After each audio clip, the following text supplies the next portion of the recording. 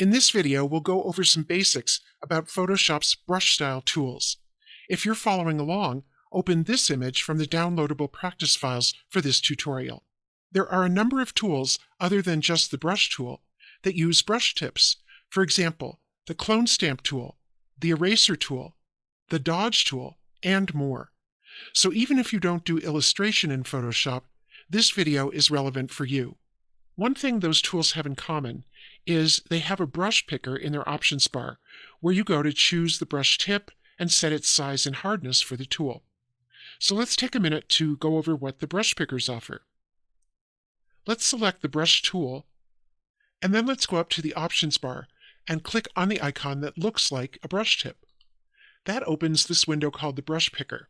In the brush picker, you can choose a shape of tool, and there are many to choose from, everything from a leaf shape to a grass shape to a round shape. I'm going to click on one of the round shapes here, and you can vary the size and the hardness of the brush. Let's see what a hard brush looks like. I'll move into the image, and I happen to have a white color swatch selected. You can use any color you like if you're following along. I'm going to click and drag, and as you can see, this brush stroke has a really hard edge. Now if I go back to the brush picker again, and I drag the hardness slider the other way towards soft, and I drag in the image, I get a very different looking effect, a soft-edged brush stroke. You can also change the size of a brush here in the brush picker. In other videos in this series, we introduced the idea that you don't always have to come up to the brush picker to change brush size. It's often more efficient to change brush size as you're working in the image on the fly.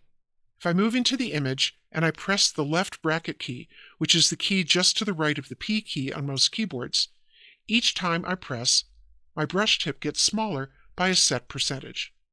And then I'll click and drag, and you can see that I have a narrow brush stroke. If I want a larger brush stroke, I'll press the right bracket key, which is just to the right of the left bracket key on the keyboard. And each time I press, I get a larger brush stroke, so that when I click and drag, I have a very different looking effect. There are a couple other commonly used brush options to take a look at. One, up here in the options bar, is opacity. If I click on the opacity field, and I drag the opacity slider to the left, and then I paint in the image, you can see through the paint to the image below. Next to the opacity field in the options bar is the blend mode field. These various blend modes control how the colors of the paint that the brush applies interact with colors already in the image. This is similar to layer blend modes in the Layers panel, which we'll cover later in this tutorial series. When you're painting with the brush tool on a photograph like this, there's one blend mode you'll find particularly useful, and that's the color blend mode down here. I'm going to select that from the menu, and then I'll go up and I'll change the opacity back to 100%. And I'm going to select another color in the swatches panel, but you can use any color you like. Now when I move into the image and I paint, as you can see, the brush isn't laying down flat paint. Instead, it's applying a color tint to the flower that lets the tonal values of the image show through. And this is very useful for changing the color of objects in photographs.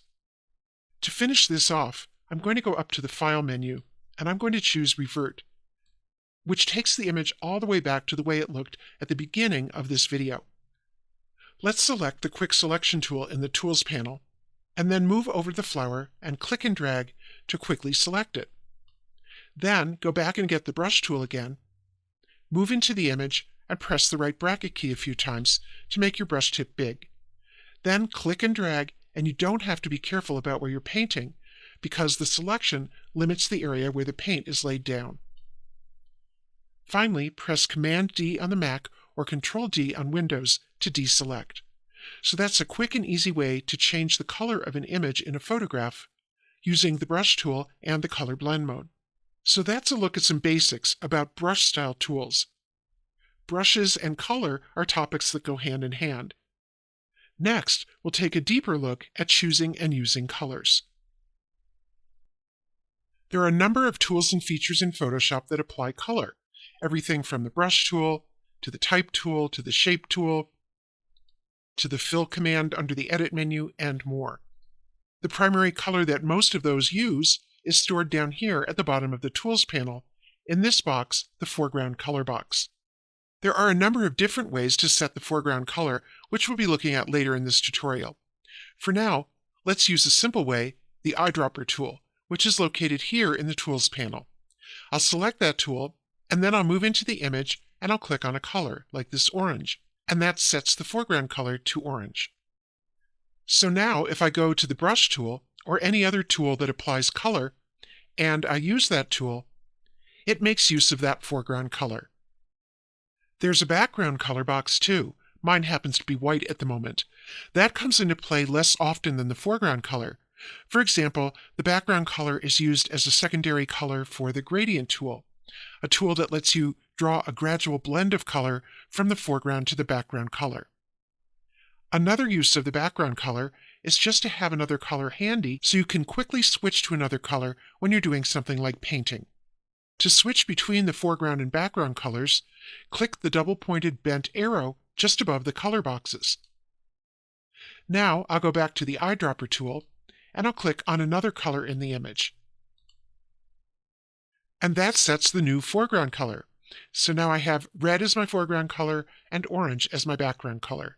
As I said, I can quickly switch between these two colors either by pressing these double-pointed arrows or using the keyboard shortcut X. Black and white are the default colors.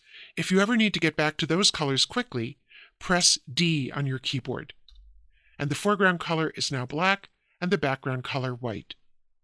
So that's an introduction to where to store and access colors as you're working with the color tools. Stay tuned for the next video where we'll explore alternative ways to choose colors in Photoshop. Photoshop has a number of different ways to select color, which we'll take a look at in this video. If you're following along, you can use this image from the practice files for this tutorial, or you can use an image of your own. The most full-featured way to select a color is the color picker. To open the color picker, go down to the foreground color box at the bottom of the Tools panel and click there, and the color picker opens, giving you choices for the foreground color. A good place to start in the color picker is with this slider, which by default shows you different hues of color. I'll click and drag this slider to get to the hue I'm interested in, this light blue hue. But hue isn't the only property of color. Saturation and brightness are two other properties, and they're represented here in this large box. So, for example, if I want a dark, desaturated blue, I'll come down to the dark area and over to the left for the desaturated shades of blue, and then I'll click to select a color. Or if I want a bright, very saturated shade of blue, I'll come up here for bright and over to the right for saturated. The color that I choose appears in this square in the new area. The bottom of this square represents the last color that was selected. When I have a color I'm happy with, I'll click OK. And that color appears in the foreground color box at the bottom of the Tools panel. And if I'm working with a tool like the brush tool that applies color, that's the color that it will use. The color picker isn't the only place to go to choose color. We've already seen the eyedropper tool, which you can use to select a color by clicking on it in an image, and this is very useful when you need to match a color to the colors already in an image. There are also two panels over on the right that you can use to choose color, the Swatches panel and the Color panel. If these aren't open, you can open them from the Window menu at the top of the screen. We've been using the Swatches panel throughout this series of tutorials because they're easy to access. The Swatches panel contains preset chips of color. To set a foreground color, all you have to do is click on one of these chips, and it appears down here in the foreground color box. The color chips that you've used most recently appear here at the top of the Swatches panel for easy access. I'm going to click on the Color tab to see the Color panel. The Color panel is a lot like the color picker. Over on the right, it has a color slider that you can use to choose a hue. And then it has a large field where you can choose a shade of that hue according to its brightness from top to bottom and its saturation from right to left. If I select a color here, it appears here in a replica of the foreground color box, and if I go down to the bottom of the Tools panel, I'll find that same color there. And then I can use it with any of my tools, like the brush tool. So that's an overview of the various places to select colors in Photoshop. You're welcome to use whichever of those methods is most convenient and most comfortable for you. By the way, if you don't want to save this image, you're welcome to close it without saving by going up to the File menu and choosing Close. Or you can just click the X here on the Document tab.